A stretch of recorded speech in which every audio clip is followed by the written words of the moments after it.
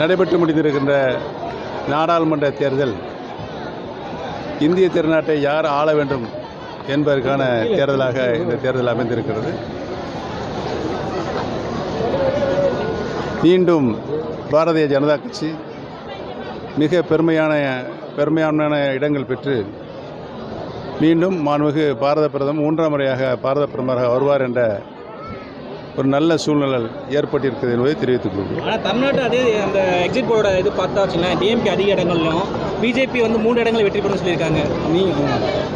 நீங்கள் ஏற்கனவே நான் சொல்லியிருக்கிறேன், இந்த தேர்தல் இந்திய திருநாட்டை யார் ஆள வேண்டும் என்ற தேர்தல்.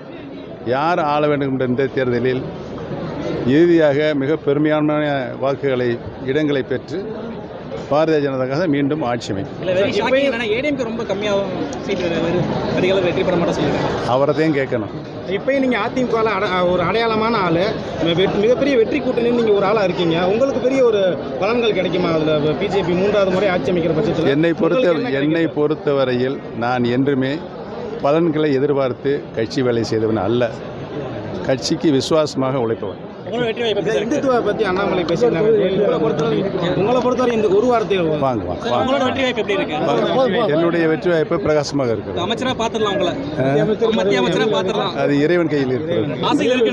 அதிமுக உரிமை மீட்பு குழு எப்படி சார் என்ன கண்டிஷன்ல இருக்கு சார்? உங்களுடைய அந்த அதிமுக உரிமை மீட்பு குழு என்ன கண்டிஷன்ல இருக்கு? இன்றைக்கு இருக்கின்ற அரசியல் சூழ்நிலையில் நாட்டு நடப்புகளை, அரசு செய்கின்ற தவறுகளை சுட்டி காட்டுகின்ற ஒரே இயக்கமாக அனைத்து இந்திய அண்ணா முன்னேற்ற கழகத்தினுடைய மீட்பு குழு செயல்பட்டு கொண்டிருக்கிறது என்பதை தெரிவித்துள்ளது. தேர்தல் இதுக்கப்புறம் ரிசல்ட்டுக்கு அப்புறம் அதிமுக 2ஆக இதாகும் எல்லாரும் சொல்லியிருக்காங்க. எப்படி பார்க்குறீங்க? உங்களுக்கு தெரியும் உள்ள என்ன நடக்குதுன்னு. உங்கள் ஸ்லீப்பர்ஸில் கண்டிப்பாக ஆக்டிவாக இருப்பாங்க.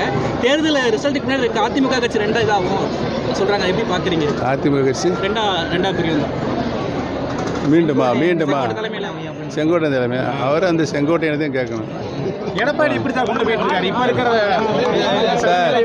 எடப்பாடி நீங்கள் நடக்கின்ற அரசியல் நடப்புகளை மிக துல்லியமாக பார்த்து கொண்டிருக்கிறீர்கள்.